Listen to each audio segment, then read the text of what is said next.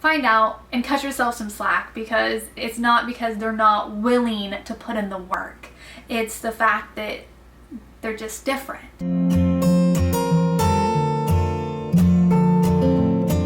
Hey guys, thanks for clicking on this video. So today we're going to talk about signs of dyslexia in older children like teens, adolescents, and adulthood. For those of you who don't know, I myself have dyslexia. I didn't find out until after I was 30-something years old and had already graduated with my bachelor's degree from an online program. My son actually got diagnosed with autism, dyslexia, and ADHD just before his 12th birthday, so it was a pretty late diagnosis for him. We're currently in the process of finding out if my daughter has dyslexia and ADHD.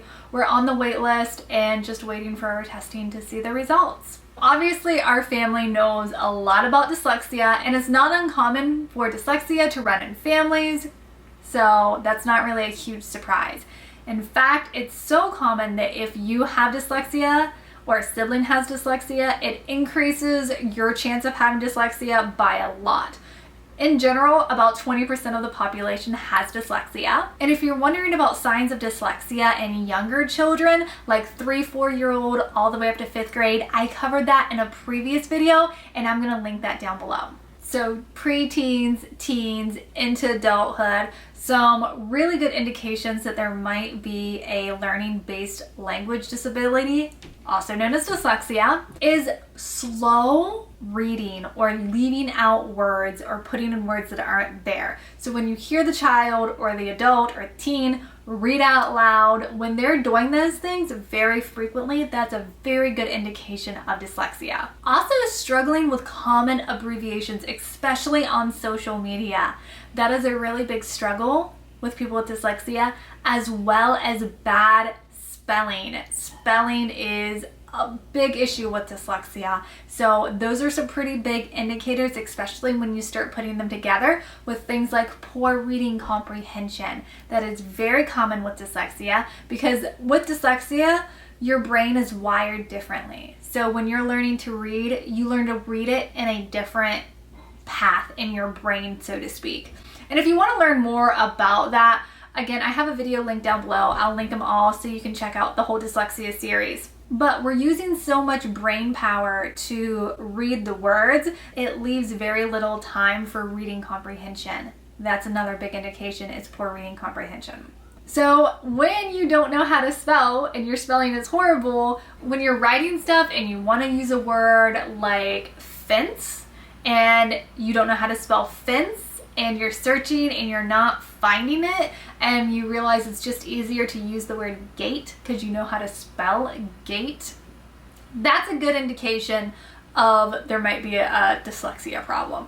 Because I know I'm personally, when I'm typing up my stuff and I'm like, I don't know how to spell this word, so I just use a totally different word because I just don't know how to spell it. So if you see your child, teen, and you're doing that into adulthood, that's a pretty big red flag. One of the other flags that we noticed a lot with Jesse was knowing the material but failing tests.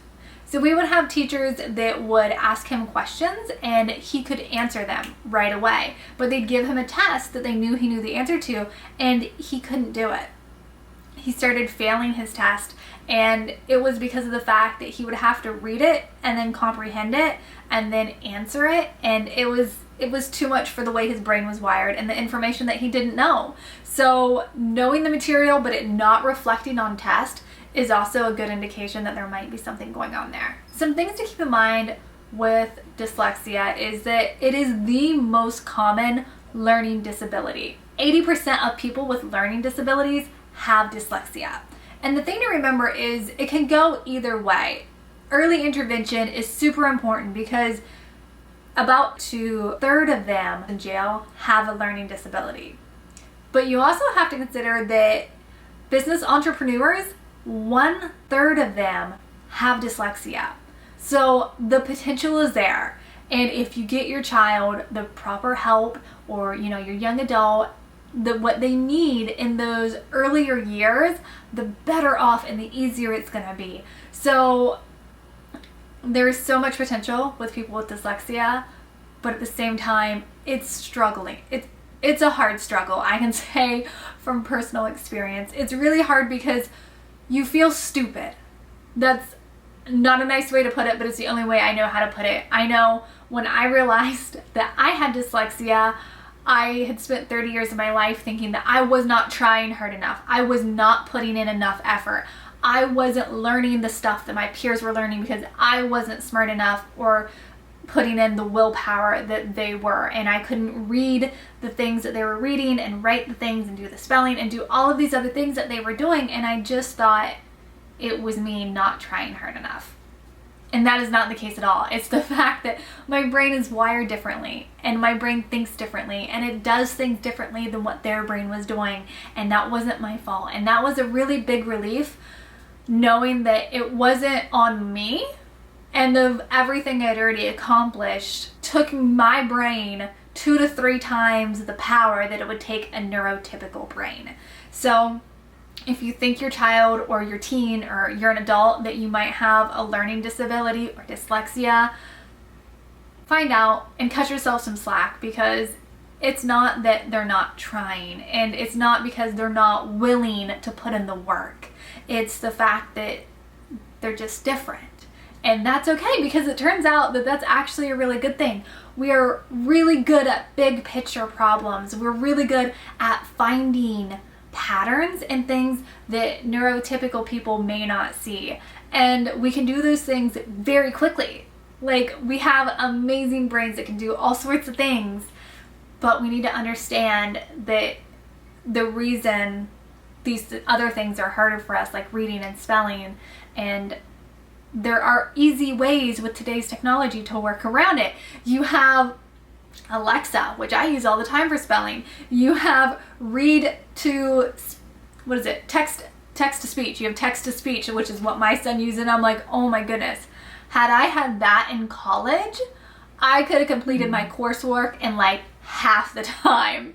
And it's just all these little things that technology helps with so much that when you're given the right tools, you can become so successful. Be sure to subscribe to our channel, because we have a lot of videos about neurodiversity as a very neurodiverse family, and dyslexia is a series that we're doing right now. We're putting a lot of information out about that, and we love to hear from you guys, so please interact with us down in the comments. We love to talk to you and get to know you, and we made some really good friends on YouTube.